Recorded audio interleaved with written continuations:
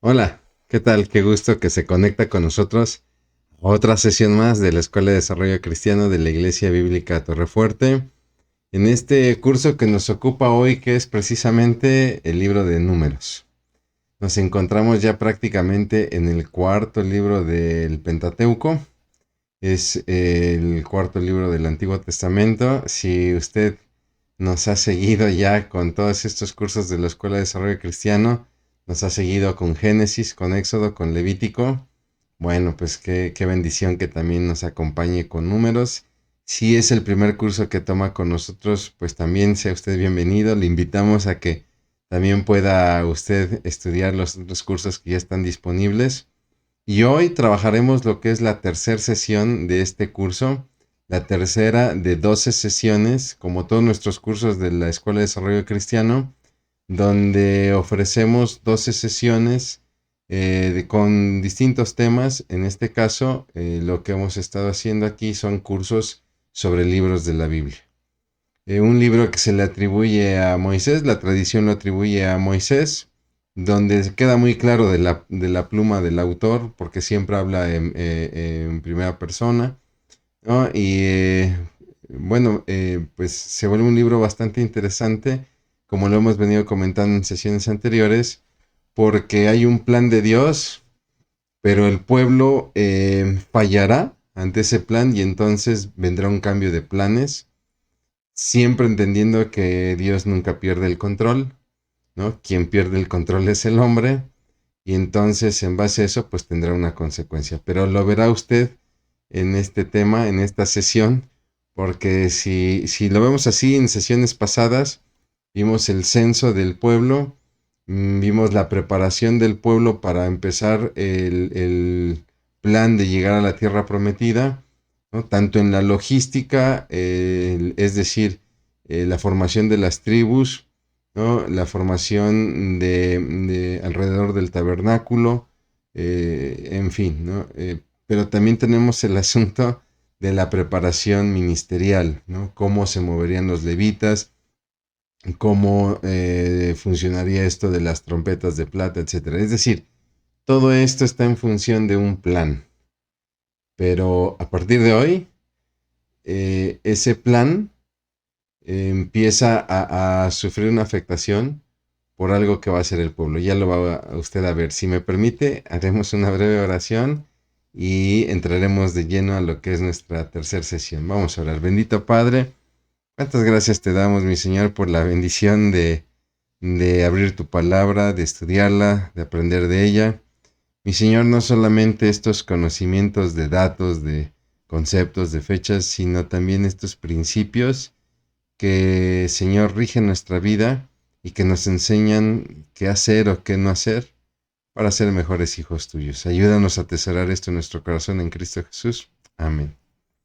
Bien, pues le decía yo, es ya la tercera sesión y como puede ver usted aquí, donde le coloco pues todos los capítulos que estaremos viendo, pues hoy toca el tercer capítulo, que es quejas en el desierto. Por eso le decía que a partir de aquí ya el pueblo empieza a adoptar una postura que empieza a permear el plan de Dios, ¿no?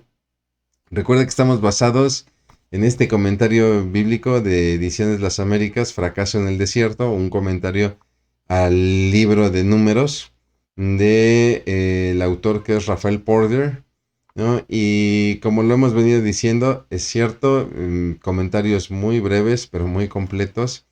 Y Rafael Porter nos empieza a compartir este estudio que hace sobre el libro de Números, precisamente esto que nos narra el libro, que son las continuas quejas y murmuraciones, en una dinámica de quejas y murmuraciones en la cual entrará el pueblo hasta que prácticamente, pues creo que se tendría que decir así, agotan la paciencia de Dios, ¿no?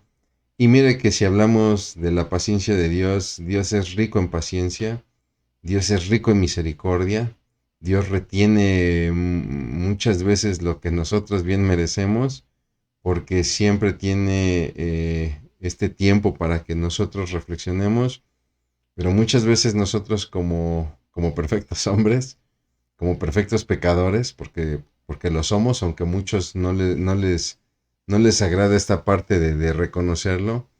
Si somos pecadores y dentro de nuestra naturaleza pecadora, pues lejos de aprovechar estos tiempos de misericordia parte de Dios, al contrario, pareciera que más nos perdemos, ¿no? Entonces, pues vamos a entrar de lleno en materia con esta tercera sesión, quejas en el camino.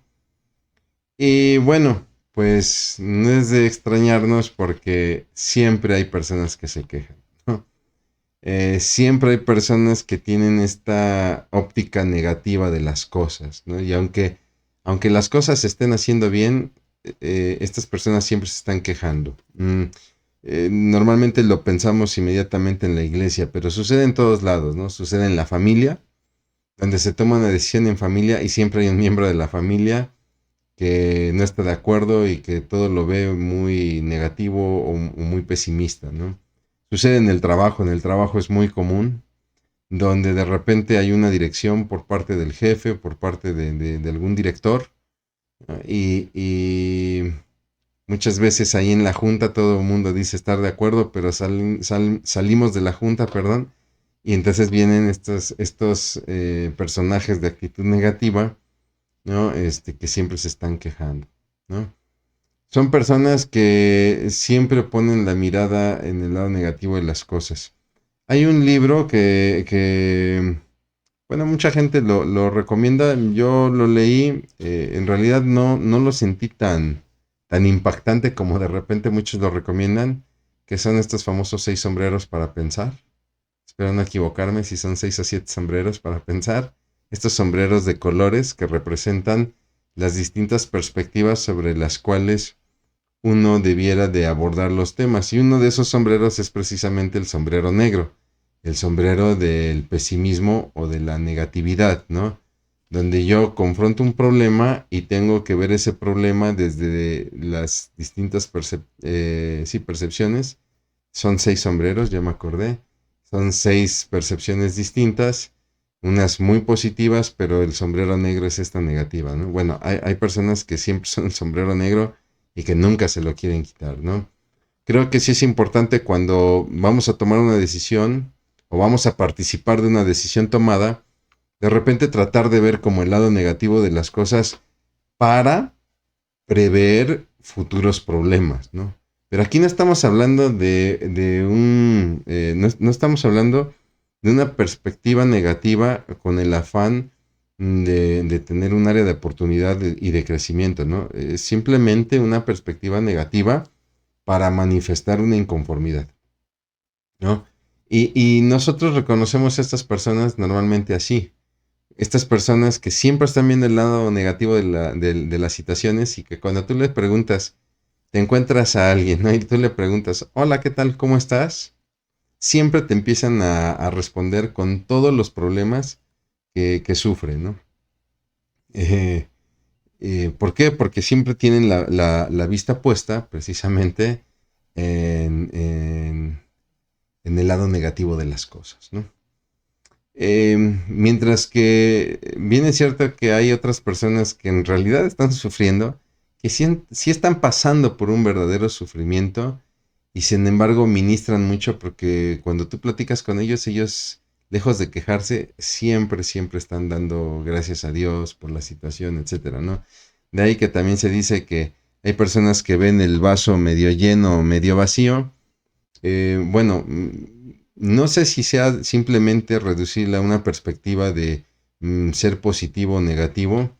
Creo que más que ver el vaso medio lleno o medio vacío, ¿no? Y ver las cosas de una manera positiva o negativa, creo que como cristianos estamos llamados a ver las cosas como Dios las ve. Y ahí está el gran reto, ¿no? El problema que nos ocupa el tema de hoy es que estamos frente a un pueblo que se queja continuamente, o sea, que recién acaban de salir de Egipto viendo las maravillas de Dios, cómo Dios ataca a Egipto, al opresor, con plagas, mientras que estas plagas, muchas de ellas, no tocan al pueblo de Israel, un pueblo que vive en medio de Egipto, ¿no? Y sin embargo no es tocado por estas plagas, un pueblo que verá la maravilla de la columna de nube, la columna de fuego, que verá dividirse el agua del mar en dos y pasar en seco, y aún así terminan de pasar, bueno, de hecho, desde antes de pasar en seco ya se venían quejando, ¿no? Nos has traído para venirnos a matar aquí, le dicen a Moisés, ¿no? Cuando llegan al mar y no ven un lugar por el cual escapar, ya empiezan a quejarse, ¿no? Y bueno, pues ya Dios había demostrado a través de señales, a través de prodigios, pues cómo estaba siempre dispuesto a bendecir al pueblo. Ya les había hablado de una tierra prometida, pero pues ellos simplemente ponían más atención en el hambre, en la sed, en el perseguidor, etcétera, ¿no?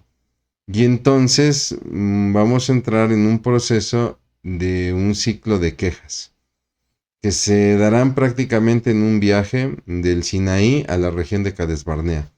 Eh, el pueblo sale de Egipto, atraviesa por el mar Rojo y entonces descenderá al Sinaí, que es, digamos, la parte sur del canal de Suez. Y de ahí realizará un camino hacia el norte, hacia el nororiente, cerca de la región de Moab, donde está precisamente la región de Cades Barnea. Y ese viaje va a ser una constante de quejas, quejas y más quejas. Es muy fácil de repente criticar a Israel en ese sentido. Para nosotros como lectores, es muy fácil abrir las páginas de nuestra Biblia, leer este tipo de pasajes y decir, qué indignante Israel. Pero en realidad tenemos que ver que muchas veces también nosotros somos así. También nosotros somos como ese Israel que de repente pues, se queja de todo, ¿no? Viene la descripción del viaje, estamos entrando de lleno ya a la escritura, en el capítulo 10 del libro de Números, y entonces lo que describe el capítulo 10 es que la nube se levanta y ya el pueblo tenía indicación, ¿no? Ya el pueblo sabía lo que tenía que suceder, entonces el pueblo empieza a levantar tiendas, espera la orden de las trompetas y entonces se empieza a marchar así como Dios lo había establecido, ¿no? La sesión pasada, de hecho, terminamos la sesión número 2 hablando de las trompetas de plata y la función que desempeñaban cuando sonaba una trompeta o cuando sonaban las dos trompetas, cuando era toque de guerra, etcétera, ¿no? Entonces es aquí cuando Israel empieza su primer viaje ya con estas instrucciones, digamos, empieza su primer viaje ya de manera más organizada, ¿no? Y entonces aparece un personaje muy interesante. La palabra no nos comparte mucho de él, que es Obab, hijo de Jetro, suegro de Moisés, que la Biblia lo refiere con dos nombres, ¿no? Discúlpeme, se me fue ahorita el otro nombre, pero es el que conocemos normalmente como Jetro, ¿no? Que es un sacerdote de Madián. Entonces entendemos que Jobab, el hijo de Jetro, pues es de la región de Madián. Y bueno, pues el pueblo ha salido de Egipto. Moisés se ha reunido con su mujer y con sus hijos, es decir, la mujer y los hijos de Moisés no estaban en Egipto mientras estaban las plagas, ¿no? Cuando salen de Egipto, cuando Moisés saca al pueblo de Egipto, nos dice la palabra ahí en el libro de Éxodo que se encuentra con su esposa, con sus hijos, después lo visita su suegro. No se nos dice realmente cuándo aparece Jobab entre los israelitas, pero lo que sabemos es que ya está ahí, ¿no? Y entonces, pues Moisés le pide a su cuñado que acompañe a Israel, pues en este viaje a la tierra prometida, ¿no? Y le hace una promesa, mira, si tú nos acompañas, te compartiremos todas las bendiciones que Jehová ha prometido a este pueblo, ¿no? ¿Por qué se da esa invitación? Sí, sí nos lo dice la Biblia, porque Moisés pide que le acompañe ya que él es un hombre que conoce el desierto y que sabe dónde se puede acampar, ¿no? Al parecer, Jobab sabemos que sí acepta y al parecer sí se establece con los israelitas, no por una referencia directa realmente, sino que cuando vamos al libro de Jueces, ahí al capítulo 4, verso 11, nos habla de uno de los descendientes de Jobab. Entonces eso quiere decir, por lo que está describiendo ahí el libro de Jueces, que Jobab sí llegó a habitar en la tierra prometida, ¿no? Es decir, sí aceptó, acompañó a los israelitas y sí entró a la tierra prometida y sí tuvo parte de la herencia de la tierra prometida, ¿no? Y entonces es así que iniciamos el primer viaje, el cual tendrá una duración de 3 días. Y entonces pues empieza la fiesta, ¿no? Empieza el baile, ¿por qué? Porque empiezan las quejas. Y abre el capítulo 11 diciéndonos que el pueblo comienza a quejarse porque tiene muchas vicisitudes, dice una versión, ¿no? Es decir, tiene muchas, le puse aquí como lo establece la nueva traducción viviente, muchas penalidades y privaciones. ¿Por qué van a sufrir estas penalidades y estas privaciones? Pues porque obviamente era un pueblo numeroso en un ambiente hostil como el desierto. Bueno, era lógico que iban a venir problemas. La palabra en realidad aquí no nos dice cuál es el verdadero problema, como lo hará en otras ocasiones, por ejemplo en el libro de Éxodo, donde nos dice que el pueblo se queja por falta de agua o que se queja por falta de alimento, ¿no? Inclusive hasta por falta de sombra, ¿no? Vemos que Dios va a proveer de un oasis con palmeras, etcétera, ¿no?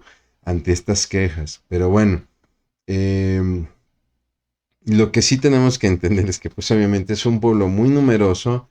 En el capítulo 1 del libro se hace el censo, donde estamos hablando de tan solo la cantidad de hombres de 20 años en adelante aptos para la guerra es enorme. Y si pensamos que cada uno de esos hombres representa una familia, estamos hablando de alrededor de 2,5 millones de personas.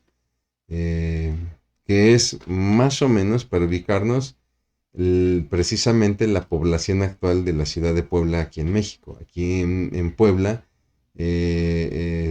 tenemos alrededor de, tan solo en la ciudad de Puebla, 2,5 millones de personas, ¿no? Entonces sería más o menos un estimado. Pues imagínense todos estos 2,5 millones de personas en un desierto, pues con recursos limitados, ¿no? Y bueno, pues Dios ante esto trae un castigo, ¿no? El pasaje es muy breve, son 3 versículos, entonces pues sí queda como mucha información en el aire, ¿no? Nos queda la pregunta de cuál fue la queja específica. Nos dice que Dios trae un castigo, bueno, pues qué pasó, qué dijeron o cómo lo dijeron, de tal manera que Dios hace descender fuego del cielo, que cuando nosotros en la Biblia encontramos que Dios hace descender fuego del cielo es porque es un juicio, ¿no? Es un juicio muy, pues muy terrible, ¿no? Quiere decir que la falta es muy terrible. Y entonces el pueblo, como siempre, entra también en este ciclo en el que ruega a Moisés y Moisés termina intercediendo por ellos y entonces Dios detiene el castigo. Si usted es ávido lector de la Biblia, va a encontrar aquí una similitud con el libro de Jueces. El libro de Jueces sucede lo mismo, ¿no? El pueblo hace lo que quiere porque no tiene rey, se olvida de Dios, empieza a cometer idolatrías, etcétera. Viene una opresión por parte de los enemigos, como pueden ser los moabitas o los filisteos, y entonces el pueblo ruega a Dios, Dios levanta un caudillo, un juez, el juez los libera, ¿no? Y por un tiempo vuelven a caminar con Dios para después iniciar nuevamente el ciclo en el que hacen lo que quieren, se entregan a la idolatría, viene un pueblo opresor y así, ¿no? Es muy parecido. Cuando uno lee el libro de Números, en este sentido se vuelve muy parecido. Un pueblo que se queja por algo, no es el simple hecho de que se queje, sino cómo demuestra su actitud, sus acciones ante esta queja que pues prácticamente menosprecia a Dios o desprecia a Dios, ¿no? Comienza con sus añoranzas de un Egipto donde resulta que ahora Egipto era todo lo bueno, ¿no? Y allá comían carne, pescado, etcétera. Y si se les olvidó que venían de una esclavitud, ¿no? Y bueno, pues de esta manera, pues obviamente pecan en contra de Dios, ¿no? Pero bueno, va a ser muy continuo que le pidan a Moisés ante el castigo que vendrá de parte de Dios. Lo veremos más adelante, por ejemplo, con la serpiente de bronce. Lo veremos también con las codornices, etcétera. este ciclo en el que Dios manda un castigo, el pueblo ahora sí se acuerda que tiene un líder llamado Moisés, recurren a Moisés, le piden a Moisés que interceda por ellos y entonces Dios detiene el castigo. Y en este pasaje en particular, por este fuego que ha descendido del cielo, es que llaman a este lugar Tavera, que significa lugar que arde. De ahí, bueno, pues viene después nuevamente una murmuración del pueblo. Y en esta ocasión la murmuración es al poco tiempo de esto que sucedió en Tavera, donde el pueblo se queja por la comida, ¿no? Ellos ya están hartos del maná y entonces quieren comer carne y le repito, ¿no? Esta añoranza que tienen por comer la carne que tenían en Egipto, o ellos dicen que tenían en Egipto, posiblemente sí, posiblemente sí comían carne, pero la comerían muy, muy limitada, ¿no? Y pues al final de cuentas en condición de esclavo, ¿no? Discúlpeme usted por la manera de ilustrarlo, pero no es lo mismo comer un filete en un restaurante que un filete en la cárcel, ¿no? Cárcel al fin y al cabo, ¿no? Usted me va a decir, hermano, no sirve filete en la cárcel. Le voy a contar rápido esta anécdota. Me invitaron alguna vez por parte del conservatorio a tocar para los presos del penal de Tepeji de Rodríguez, aquí en la ciudad de Puebla, ¿no? Y pues la verdad es que el penal intimida, es impactante, ¿no? Desde que tú llegas, recuerdo muy bien que llegué ahí a la recepción del penal para empezar a entrar al penal con todas sus rejas, con todos sus cables de púas, etcétera, ¿no? Y toda esta revisión, revisaron mi guitarra, abrieron el estuche, vaciaron el estuche. Las personas muy amables, no lo puedo negar, pero ya desde cómo abren la guitarra y todo, en verdad te causa una sensación, pues, fea, ¿no? Terrible. Y entonces toqué para los reos. La verdad es que los reos también muy amables, muy lindos, ¿no? Y de ahí terminé de tocar y me llevan al comedor para ofrecerme algo de comer. Y nos dieron de comer precisamente carne, ¿no? Y varios de los reos, comieron ahí con nosotros en el comedor. Y pues le diría que la carne estaba deliciosa, ¿no? La verdad es que estaba muy rica la comida, pero no la disfrutas por el lugar que representa, por el lugar en el que estás, donde no deja de ser una cárcel, ¿no? Entonces, pues Israel no puede decir que añoraba la carne cuando la comía en una condición de esclavo. Yo al menos era una visita en ese penal y fui tratado de una manera muy amable y muy linda porque pues era yo el espectáculo del concierto que se dio ahí, un concierto que dimos para guitarra clásica, ¿no? Pero, pero imagínense lo que es ya ser un reo y estar ahí por muchos años o de por vida, que era la condición de Israel. Israel estaba condenado de por vida a ser esclavo de Egipto y Dios en su misericordia los libera. ¿Por qué le digo todo esto? ¿Qué sentiría Dios en su corazón? ¿Qué cree usted que sintió Dios en su corazón cuando hace proezas por sacar a este pueblo y este pueblo le paga volteando su mirada atrás y diciendo, ay, es que en Egipto estaba mejor? Entonces entendemos por qué la ira de Dios. Dios se enoja con el pueblo y obviamente esto también pues desespera a Moisés. Moisés, al pobre yo lo veo, cuando leo este pasaje, yo lo veo como una olla express que revienta, ¿no? Y entonces expresa ante Dios esta dura carga, ¿no? Y él dice, yo no puedo con esto, mira, si el pueblo va a estar así, mejor mátame, o sea, yo prefiero morir, ¿no? Cualquiera hubiera pensado que la actitud de Moisés es irreverente, sin embargo, no, tenía toda la razón, la carga era muy dura, Dios lo reconoce y de hecho Dios empieza a confortar a Moisés, ¿no? Y le ordena que convoque a 70 ancianos que sean de buen testimonio entre el pueblo, porque Dios les dará a esos 70 ancianos de su mismo espíritu. No está hablando del espíritu de Moisés, sino del espíritu de Dios, Y entonces Dios le concede esta petición a Moisés en cuanto a, sí, es mucha la carga, convoca a estos 70 ancianos, de los cuales yo les daré de mi espíritu para que te ayuden, y al pueblo le dirás que tendrán carne. Les daré carne durante 30 días y tendrán tal carne, tanta carne, que hasta la aborrecerán, ¿no? Y Moisés va a dudar de esto, va a decir, oye, ¿has visto cuántos somos? ¿De dónde vamos a sacar? Ni matando todos los animales que tenemos, este pueblo se va a poder saciar de carne.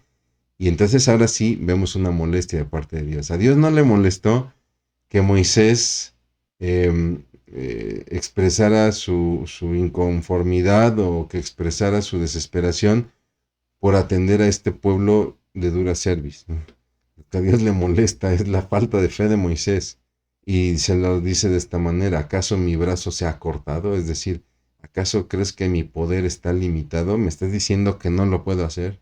Pues te digo que lo haré, y no solamente eso, sino que serás testigo de mi poder. Y perdóneme si meto mi cuchara de opinión, pero creo que a Moisés le fue muy barato. La verdad es que a Moisés le fue muy barato, porque Dios bien pudo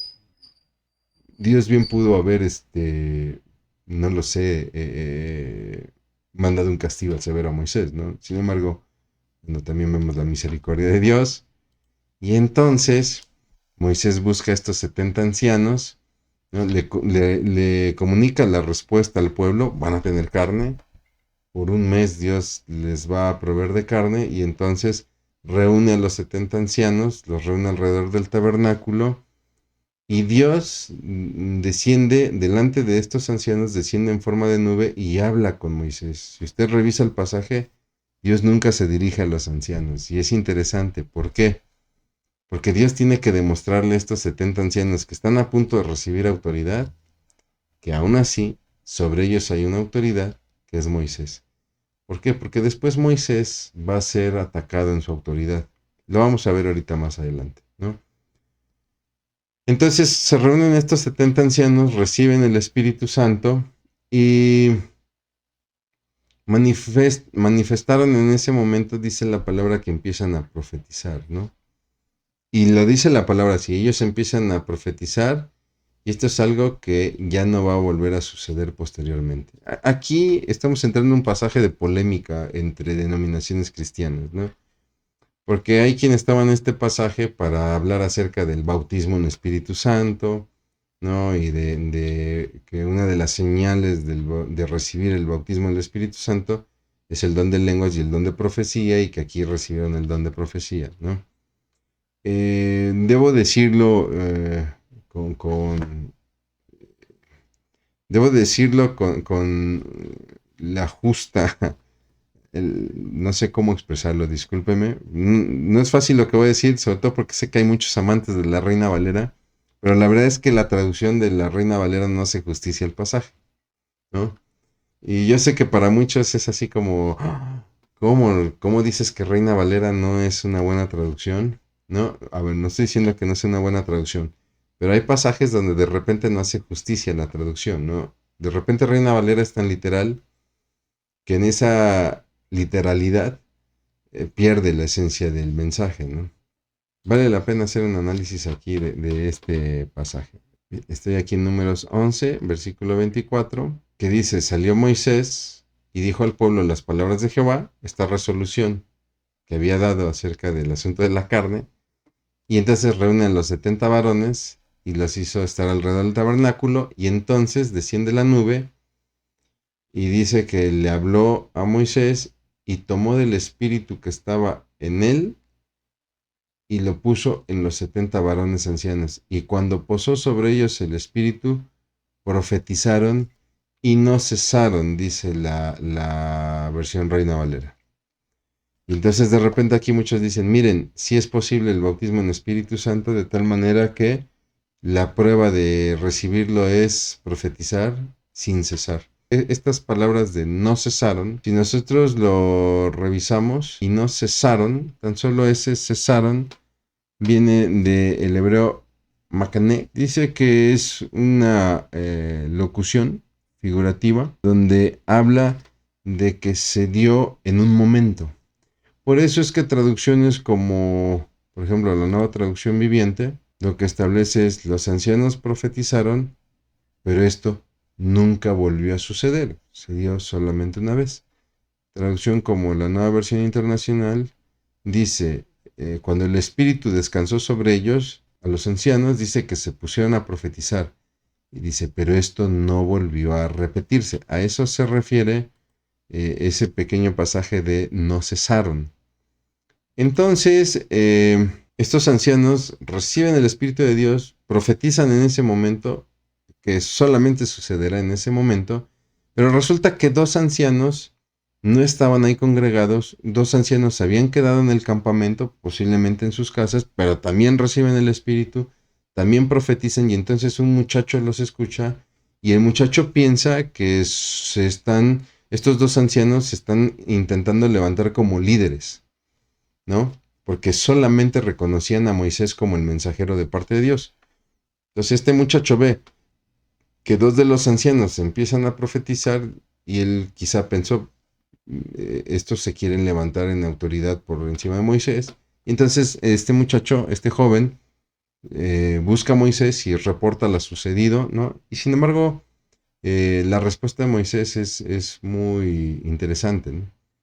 Él dice: ojalá y todos fueran controlados por el Espíritu de Dios y hablaran en su nombre.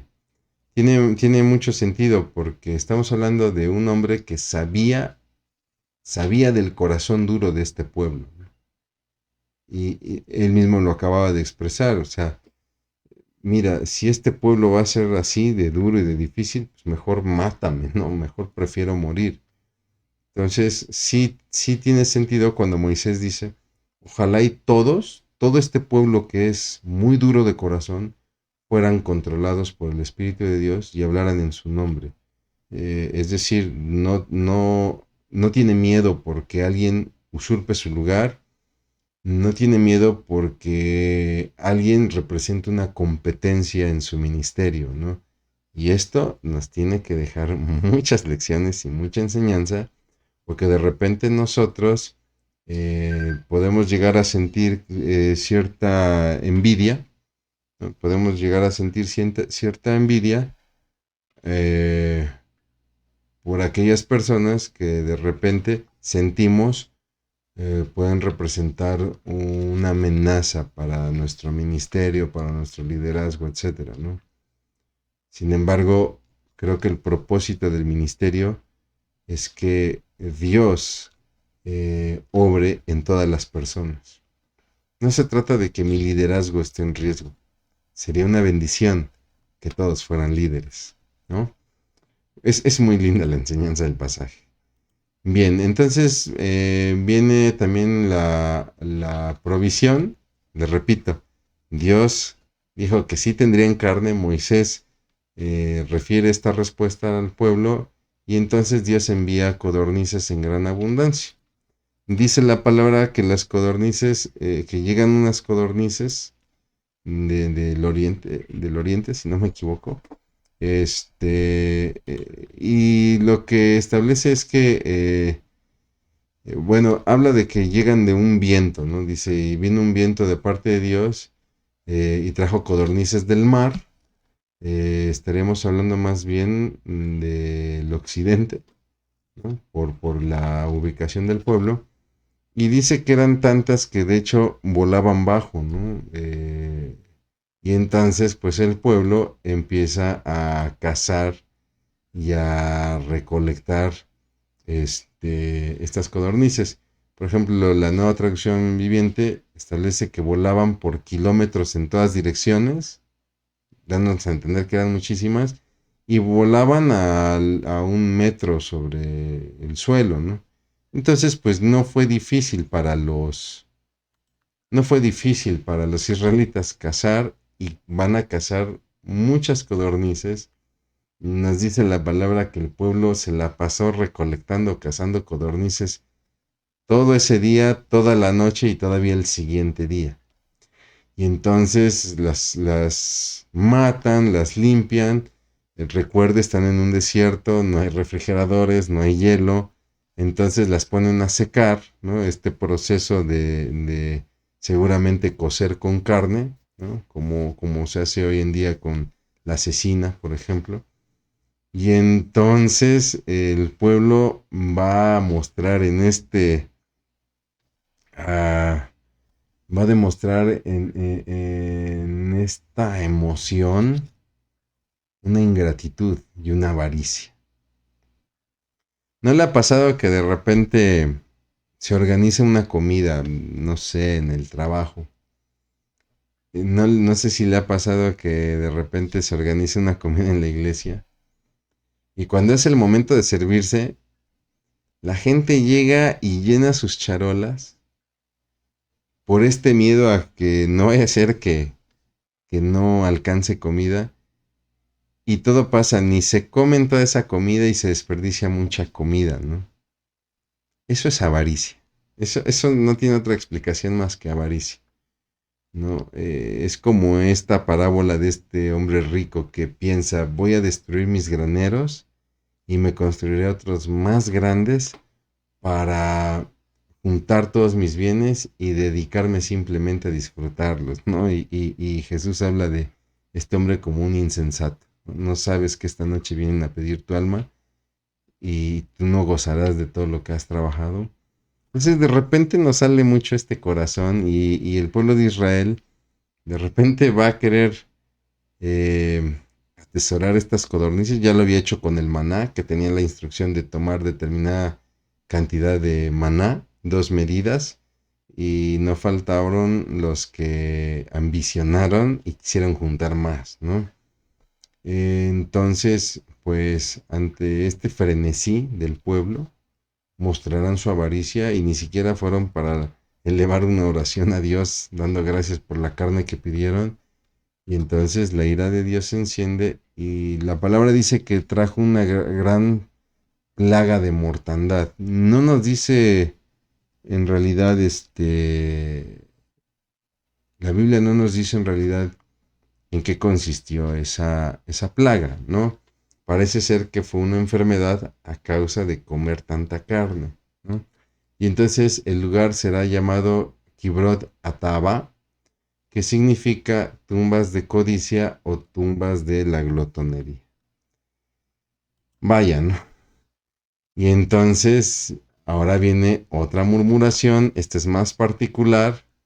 Le decía yo, Moisés va a ser muy atacado en su autoridad y pues nada más y nada menos que de sus propios hermanos, de María y de Aarón, ¿no? Donde se presentan con él ante un reclamo. Ellos no estaban de acuerdo en que Moisés tomara a una mujer cusita. ¿Por qué? Porque era extranjera, ¿no? Entonces, ¿cómo tomas una mujer extranjera para un pueblo hebreo, un pueblo judío, ¿no? Un pueblo donde se habla de santidad?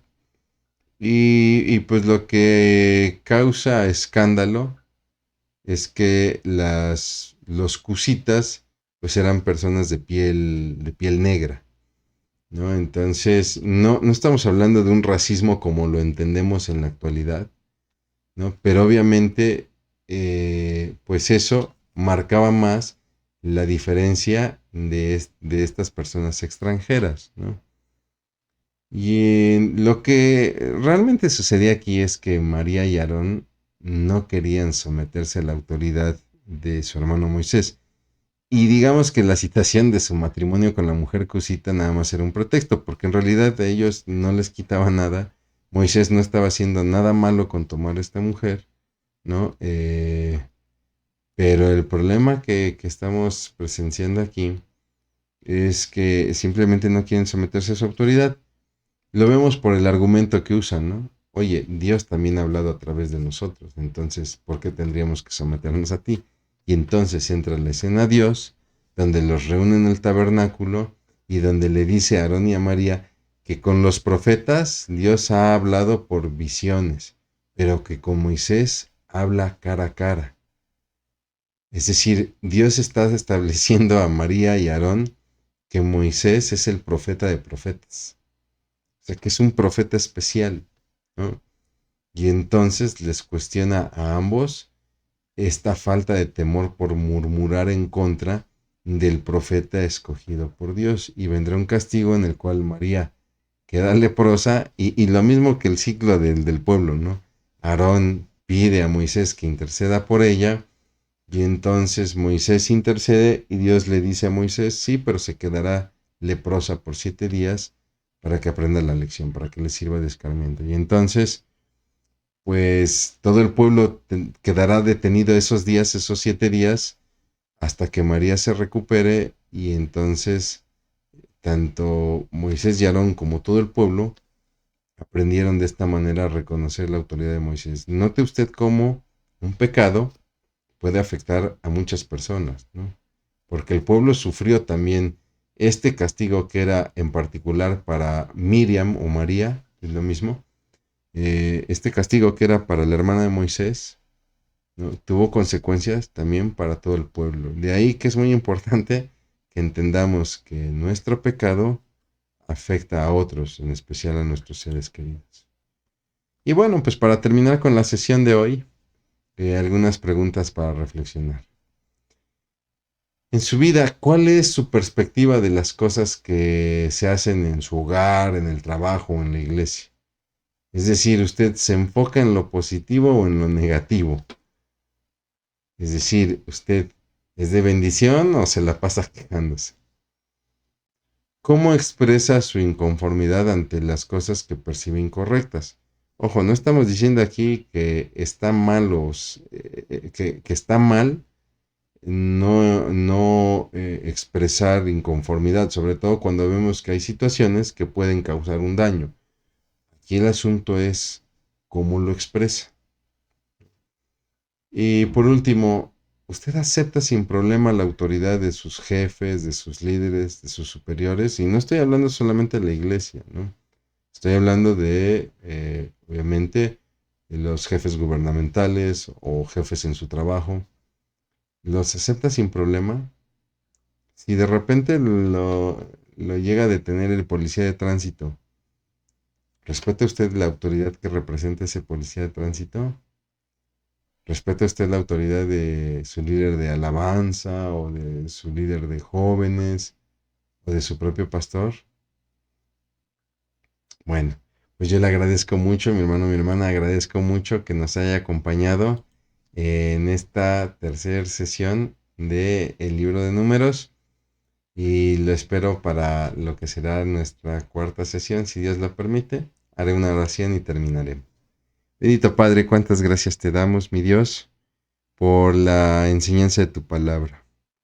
Padre, queremos poner primeramente nuestros corazones a tus pies, pidiéndote, mi Señor, que siempre tengamos la actitud correcta ante nuestras autoridades y ante ti, mi Dios, y que si pasamos por situaciones adversas, Señor, nuestro corazón, nuestros labios no se inclinen por la queja y la murmuración, sino al contrario, mi Dios, que se inclinen por la oración, por la intercesión y por aprender a esperar en ti. Te damos muchas gracias por todo esto en Cristo Jesús. Amén. Muchas gracias, mi hermano. Que Dios le bendiga.